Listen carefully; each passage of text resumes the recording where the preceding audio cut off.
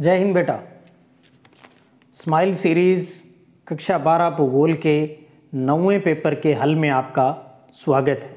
Paper को शुरू करते हैं बेटा। पहला प्रश्न देखिए आपकी अपनी स्क्रीन पर। विश्व व्यापार की कुल मात्रा में भारत की भागीदारी कितने प्रतिशत है? तो इसका आप आंसर देंगे लगभग 2.5%। पूरी लाइन लिखकर उसमें ऐड कर देंगे लगभग 2.5%।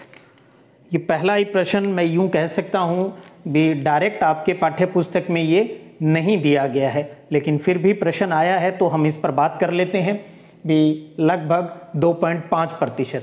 क्योंकि जब सिर्फ व्यापार की ट्रेड की बारी या इसके बारे में जो प्रश्न पूछा जाता है, इसमें आयात और निर्यात दोनों आंकड़े शामिल है वो किए जाते हैं।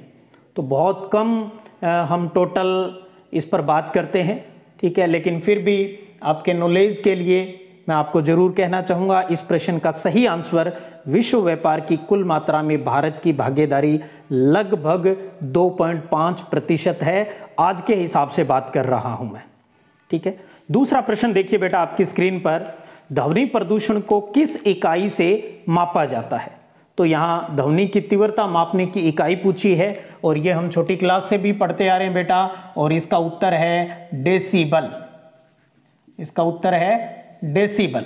ध्वनि की तीव्रता मापने की इकाई है वो डेसिबल है। तीसरा प्रश्न देखिए बेटा आपकी स्क्रीन पर।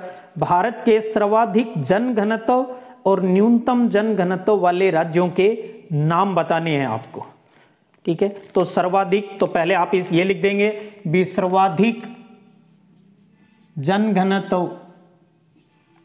पूरी बात लिखेंगे आप। सर्वाधिक जनघनत्व वाला जो राज्य है उसका नाम लिखेंगे और वो है बिहार। आपके याद रह जाए तो आप अच्छे से लिख सकते हो। वो जनघनत्व है 1102 प्रति व्यक्ति प्रति वर्ग किलोमीटर, ठीक है। और न्यूनतम की बात करें बेटा, न्यूनतम जनघनत्व वाला जो राज्य है वो है अरुणाचल प्रदेश।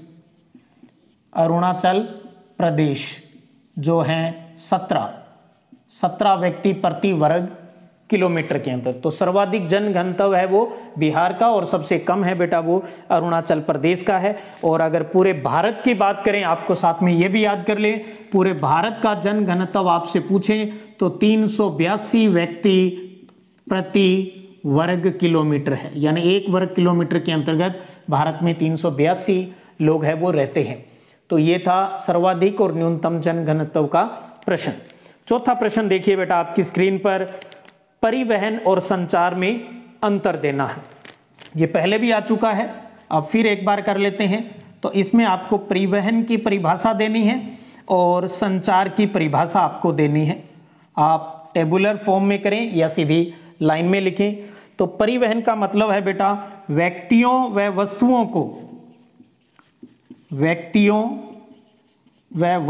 को एक स्थान से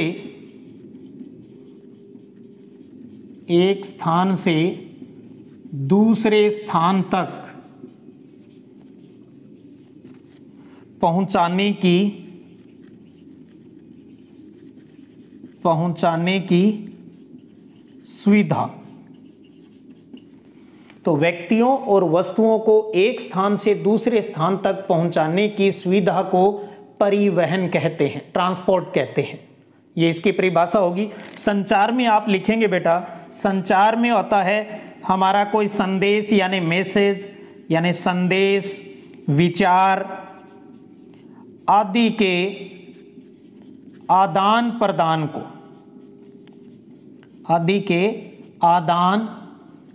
को संचार कहा जाता है, ठीक है। तो संदेश यानी मैसेज, कोई विचार आदि के आदान प्रदान को संचार कहा जाता है, ठीक है। तो व्यक्ति और वस्तुओं को लाने ले जाने वाला है वो परिवहन है, और हमारे मैसेज, हमारे थॉट, उनका जो आदान प्रदान होता है उसको संचार कहा जाता है। तो ये था परिवहन और संचार में अंतर। अब आगे बढ़ते हैं 5वें प्रश्न की तरफ। 5वां प्रश्न देखिए। अब जल प्रदूषण के कोई 2 कारण लिखिए। जल प्रदूषण होने के 2 कारण आपको इसमें देने हैं। तो देखिएगा आपको किस तरीके से लिखना है। तो सबसे पहले तो आप हेडिंग बना लेंगे भी जल प्रदूषण के कारण या दो कारण। इसमें आप जैसे मैंने यहाँ 3 लिखे हैं, आप कोई भी 2 और लिख सकते हैं। घरेलू अपशिष्ट पदार्थों व वाहित मल को नालियों में बहा देने से भी जल प्रदूषण होता है। घर का जो अपशिष्ट है, जो सब्जी का, फलों का जो कचरा होता है उसको, और जो मलमूत्र है उसको नालियों में बहा दिया जाता है, उसकी वजह से जल प्रदूषण होता है, क्योंकि वही पानी आके जाके नदियों नहरों में मिलता है। दूसरा है कृषि अपशिष्ट पदार्थों को नदियों या नालों में डालने से। और तीसरा कारण लिखा है मैंने यहाँ औद्योगिक अपशिष्ट पदार्थों को नदियों या नालों में डालने से। तो 3 बात आ गई, कृषि यानी घरेलू अपशिष्ट पदार्थों को नालियों में बहा देने से, कृषि अपशिष्ट पदार्थों को नालियों में बहा देने से, और औद्योगिक अपशिष्ट पदार्थों को नदियों में बहाने से या डालने से है वो जल प्रदूषण होता है। तो इस प्रकार इनमें से कोई 2 बातें आप लिख सकते हैं। अब देखिएगा छठा प्रश्न। छठा प्रश्न है कि भारत में नगरीकरण की बढ़ती प्रवृत्ति के नियंत्रण हेतु कोई 4 कारगर उपाय सुझाइए। तो अब देखिएगा बेटा, इस प्रश्न में आपने अपनी पाठ्य पुस्तक में पढ़ा होगा नगरीकरण के कारण भी लोग गांवों से शहरों में क्यों जाना चाहते हैं, क्यों ऐसी प्रवृत्ति ज्यादा है, तो कारण पढ़े हैं। लेकिन यहां उसने उस प्रवृत्ति को रोकने के उपाय पूछे हैं। तो इस प्रकार के प्रश्नों में आपको क्या करना है, जो कारण हैं उन कारणों को आप दूर कर दें, यानी उनका निवारण कर दें, तो वो उपाय में आ जाएंगे। तो इसमें आपको क्या लिखना है, पहले हेडिंग बनानी है नगरीकरण की बढ़ती प्रवृत्ति के नियंत्रण हेतु उपाय या सुझाव। अब आप क्या करेंगे, जैसे लिखा है मैंने नंबर 1, ग्रामीण क्षेत्रों में रोजगार के अवसर बढ़ाने चाहिए, ताकि वो शहरों में नहीं जाए, तो ग्रामीण क्षेत्रों में रोजगार के अवसर बढ़ा देने चाहिए। दूसरा है ग्रामीण क्षेत्रों में लघु और कुटीर उद्योगों को बढ़ावा दिया जाना चाहिए। तीसरा सुझाव है भी ग्रामीण क्षेत्रों में परिवहन और संचार साधनों को अधिक विकसित किया जाना चाहिए। चौथा है ग्रामीण क्षेत्रों में गुणवत्तापूर्ण शिक्षा, क्वालिटी एजुकेशन को बढ़ावा दिया जाना चाहिए, और इस प्रकार की एजुकेशन गांव के अंदर दी जाए जिससे उनको रोजगार आगे जाके मिले। तो इस प्रकार हम सुझाव दे सकते हैं भी ग्रामीण क्षेत्रों में रोजगार के अवसर बढ़ाए जाएं, वहां पर लघु और कुटीर उद्योगों को है वो बढ़ावा दिया जाए, परिवहन और संचार साधनों की अधिक विकसित किया जाए, गुणवत्तापूर्ण शिक्षा को बढ़ावा दिया जाए, ताकि नगरीकरण यानी शहरों में जाने की जो प्रवृत्ति है वो कम हो सके। तो ये अपनी तरफ से हम सुझाव दे सकते हैं। अब देखिएगा 7वां प्रश्न। 7वां प्रश्न है कि निम्न साक्षरता दर वर्ष 2001 को राज्यों से सुमेलित कीजिए। देखिएगा बेटा, ये जो 7वां प्रश्न आपको दिया गया है ये पुराना प्रश्न है, पुराने डाटा का प्रश्न है, यानी 2001 की जनगणना का प्रश्न आपको दिया है, जबकि आपके पाठ्यक्रम में 2011 की जनगणना है वो ही है।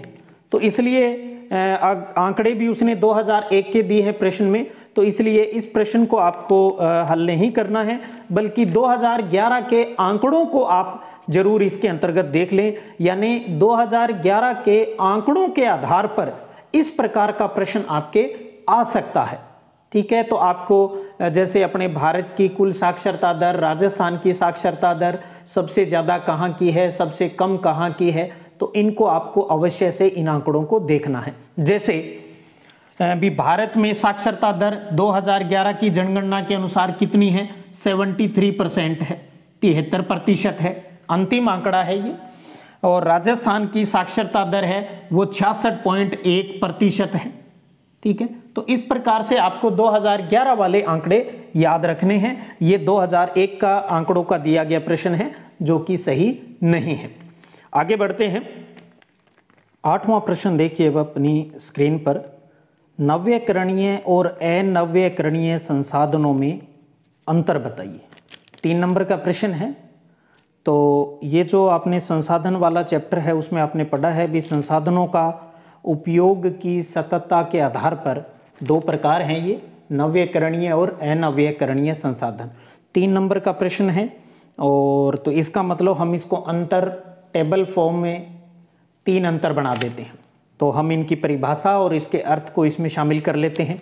तो बात करते हैं, 2 भाग बना लिए, नवीकरणीय संसाधन और अनवीकरणीय संसाधन। नवीकरणीय संसाधन एक बार उपयोग होने के बाद इनका नवीनीकरण नहीं किया जा सकता, दोबारा प्राप्त नहीं किया जा सकता, एक बार ही इस्तेमाल होता है। तो एक बार उपयोग होने के बाद इनका नवीनीकरण नहीं किया जा सकता, रिन्यू नहीं किया जा सकता। और इधर एक बार उपयोग होने के बाद इनका नवीनीकरण किया जा सकता है, एक अंतर। दूसरा, नवीकरणीय में ये संसाधन लगातार उपयोग से ये जल्दी समाप्त हो जाएंगे, जबकि इधर लिखेंगे भी इनके भंडार कभी समाप्त नहीं होंगे, थोक में है ये, ठीक है। तो ये समाप्त हो जाएंगे, इसलिए इन्हें क्या कहा जाता है, समाप्य संसाधन कहा जाता है। आप इसमें ब्रैकेट में लिखना चाहें तो लिख सकते हैं, या इसको तीसरा अंतर बना सकते हो भी, नवीकरणीय संसाधनों को समाप्य संसाधन कहा जाता है। क्यों कहा जाता है, वो दूसरा इसका जो पॉइंट है भी, लगातार उपयोग से ये जल्दी समाप्त हो जाएंगे, इन्हें समाप्य संसाधन, और इनके भंडार कभी समाप्त नहीं होंगे, इसलिए इन्हें असमाप्य संसाधन है वो कहा जाता है। तीसरे में उदाहरण लिख सकते हैं साथ में आप, लोहा, कोयला, पेट्रोलियम, ये नवीकरणीय संसाधन है जो एक दिन समाप्त हो जाएंगे अगर हमने गलत तरीके से इस्तेमाल किया। इधर हम मानव खुद, पशु, वन, जल, वायु, सौर ऊर्जा, तापीय ऊर्जा, ज्वारीय ऊर्जा, ये सारे अनवीकरणीय संसाधन हैं। तो इस प्रकार हम अंतर लिख सकते हैं। आगे बढ़ते हैं बेटा, और स्क्रीन पर देखिए अब आपका 9वां प्रश्न, भू निम्नीकरण का अर्थ क्या है और यह किन प्रक्रियाओं द्वारा होता है, वर्णन कीजिए। 3 नंबर का प्रश्न है। हो सकता है आपको प्रश्न मिला हो और नहीं भी मिला हो, क्योंकि प्रत्यक्ष रूप से ये आपकी पाठ्य पुस्तक में कहीं नहीं लिखा हुआ है, ठीक है, अप्रत्यक्ष रूप से है। तो अगर आपको नहीं भी समझ में आया तो भी कोई दिक्कत नहीं, और बुक में नहीं मिला तब भी कोई दिक्कत नहीं। हम इसको थोड़ा सा व्याख्या कर लेते हैं, क्योंकि आपका जो पेपर आएगा वो पाठ्य पुस्तक से बाहर नहीं आएगा। समझ आधारित प्रश्न आ सकता है, लेकिन ऐसा कोई प्रश्न नहीं आएगा जो आपकी पाठ्य पुस्तक में नहीं हो। इसलिए आप ज़्यादा टेंशन मत लीजिएगा अगर कोई प्रश्न बाई चांस जो आउट ऑफ सिलेबस अगर पेपर में आ जाता है तो हम पहले ये समझ लेते हैं, प्रश्न आया है तो समझ भी लेते हैं भू निम्नीकरण का अर्थ क्या है और ये किन प्रक्रियाओं द्वारा होता है। भू निम्नीकरण एक ऐसी प्रक्रिया है बेटा जिसमें भूमि की जो क्वालिटी है वो घट जाती है, यानी उसकी उपयोगिता है वो कम हो जाती है, यानी वो प्रक्रिया जिसके अंतर्गत भूमि है वो खेती के अयोग्य हो जाती है। जब हमारी जमीन खेती करने के लायक नहीं बचती है तब हम उसको कहते हैं भू निम्नीकरण, या भू अवनयन भी कहा जाता है उसको। तो परिभाषा होगी भी भूमि की गुणवत्ता घटना या उसकी उपयोगिता कम होना भू निम्नीकरण कहलाता है, ठीक है।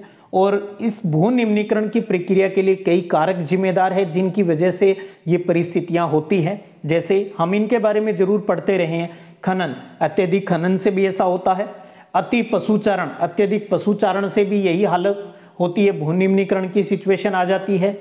अधिक सिंचाई से भी, ठीक है, औद्योगिकरण से भी, मृदा अपरदन से, उपजाऊ मृदा है वो वहां से हट जाती है, वनों की अत्यधिक कटाई से, रासायनिक खाद और कीटनाशकों का अधिक उपयोग करने से। तो ये वो कारण है जिनकी वजह से भू निम्नीकरण की प्रक्रिया है वो हो जाती है। तो इस प्रकार हमने पढ़ा भी भू निम्नीकरण क्या है और उसके लिए कौन से कारक है वो जिम्मेदार है। इस प्रश्न में ये चीजें आती हैं। अब बात करते हैं बेटा अंतिम प्रश्न, अंतिम 10वां प्रश्न है कि जल संरक्षण एवं प्रबंधन हेतु कोई 3 उपाय सुझाइए और इनका वर्णन करना है। 10वां प्रश्न बेटा आपके 16वें चैप्टर से लिया गया है और पेज संख्या आई थिंक 171 नंबर पेज के ऊपर इसका आंसर दिया हुआ है। टॉपिक दे रखा है आपका जल संरक्षण और प्रबंधन। वहां आप देखेंगे आपको 4 पॉइंट दिए हुए हैं, पहले मैंने पॉइंट ही लिखे हैं यहाँ पर, जल संरक्षण एवं प्रबंधन के उपाय। पहला जल प्रदूषण का निवारण, दूसरा है जल का पुनर्चक्रण और पुनः उपयोग, तीसरा है जल संभरण प्रबंधन और चौथा है वर्षा जल संचयन। तो इन चारों में से आप पहले 3 पूछे हैं प्रश्न में, तो तीनों के नाम का 1 नंबर है और फिर तीनों का बारे में थोड़ा थोड़ा लिखना है, वर्णन करना है, तो वो फिर 1-1 नंबर का है। तो टोटल 4 नंबर के प्रश्न के रूप में यहां दिया है। पेपर में, फाइनल पेपर में 2 नंबर, 3 नंबर, 4 नंबर का किसी तरीके से आ सकता है। तो एक एक करके हम थोड़ी सी बात कर लेते हैं। जल प्रदूषण का निवारण भी, जल प्रदूषण हो चुका है उसका निवारण करके भी हम जल संरक्षण और प्रबंधन है वो कर सकते हैं। किस प्रकार कर सकते हैं? जो अधिक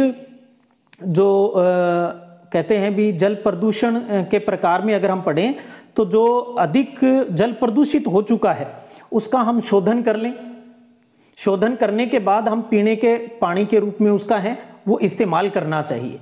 ठीक है, तो जल को प्रदूषण रहित करना सबसे बड़ी जिम्मेदारी है। ठीक है, तभी हम जल संरक्षण और प्रबंधन का सही उपाय है वो कर सकेंगे। दूसरा है जल का पुनर्चक्रण। इसमें क्या होता है भी, जो अधिक अपशिष्ट पानी है उसका हम अग्निशामक के अंतर्गत इस्तेमाल कर सकते हैं। घरेलू जो अपशिष्ट जो पानी आ जा अपने किचन का अगर होता है तो वो हम बागवानी में यूज कर सकते हैं। ठीक है, और अच्छी गुणवत्ता वाला पानी है उसी को ही हम पीने के रूप में इस्तेमाल करना चाहिए, वो बातें इसके अंतर्गत आ जाएगी। जल संभरण प्रबंधन, तो सबसे पहले तो हम ये समझे भी जल संभर प्रबंधन होता क्या है। इसका मतलब होता है बेटा भी वर्षा यानी बारिश का पानी, धरातलीय जमीन का पानी और जमीन के अंदर का जो पानी भौम जल जिसको कहते हैं, तो उसके प्रबंधन से है भी वर्षा जल, भूमि जल और धरातलीय जल के प्रबंधन को ही जल संभर प्रबंधन है वो कहा जाता है। इससे हम क्या है, बहते जल को रोककर हम बांध बना सकते हैं, झील बना सकते हैं, तालाब बना सकते हैं और उस पानी के पुनर्भरण के लिए हम कुएं वगैरह में पानी का है वो संचय है वो कर सकते हैं। तो उससे भी हमें जल संरक्षण और प्रबंधन में है वो सहायता रहेगी। और चौथा जो पॉइंट है वर्षा जल का संचयन, तो वर्षा के पानी को जैसे आजकल अपने सिस्टम है भी, छत के ऊपर पक्की छत करके नालियाँ बना के नीचे जो डिग्गी बना ली जाती है। ठीक है, तो बारिश का पानी है वो उसके अंतर्गत हम इकट्ठा कर लेते हैं, जिससे वाटर लेवल है वो भूमि का वो ऊपर हो जाता है। ठीक है, तो ये उपाय हम कोई भी 4 में से आप इनके बारे में 3 का वर्णन वहाँ कर सकते हो। तो ये था जल संरक्षण और प्रबंधन के उपाय। तो ये था बेटा आपका स्माइल 9 ज्योग्राफी कक्षा 12 का पेपर जिस पर आज हमने बात करी। और आगे फिर हम इसी कड़ी को लेकर आगे बढ़ेंगे। और साथ में एक चीज़ मैं आपको और कहूँगा, मैंने साथ में ही विश्व मानचित्र के बारे में भी एक सीरीज चला रखी है। तो क्योंकि आपके 6 नंबर का वर्ल्ड मैप के क्वेश्चन आने हैं तो वो भी अब मैं धीरे धीरे आपके मेरे इसी चैनल के ऊपर मैं अपलोड कर रहा हूँ, तो आप उन्हें भी देखते रहिएगा ताकि आपको फ़ायदा मिल सके। धन्यवाद बेटा।